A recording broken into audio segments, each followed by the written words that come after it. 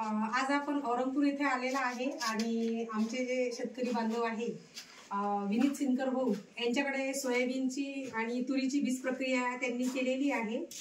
बीज प्रक्रिया करणं किती आवश्यक आहे सध्याच्या बदलत्या हवामानानुसार आणि आपलं सगळी परिस्थिती पाहता बीज प्रक्रियेचे फायदे काय आहे हे आपल्याला सर्वांना माहितीच आहे। बीज प्रक्रिया केल्यामुळे जमिनीतून पसरणारे जे रोग असतात मर रोग मुळकुज रोग त्याच्यापासून प्रतिबंध होतो। त्याचप्रमाणे बियाणे हे जमिनीत पडल्यानंतर ते जोमाने वाढते, त्याच्यामध्ये एक अशी म्हणजे ऊर्जा निर्माण होऊन रोपं सतेज निघतात।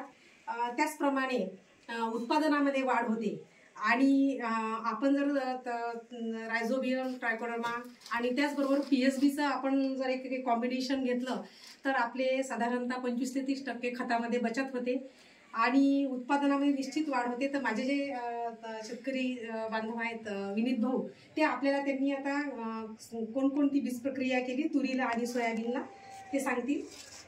मी मॅडम व्हायब्रन्स या बुरशीनाशक 2 बुरशीनाशक आणि एका कीटकनाशकाच्या कॉम्बिनेशनची बीज प्रक्रिया केलेली आहे। सिंजंटाचं प्रॉडक्ट आहे ते सिडाक्झेम प्लस ॲझॅस्ट्रॉबिन प्लस थायमेथॉक्झॉनचं त्यात कॉम्बिनेशन आहे।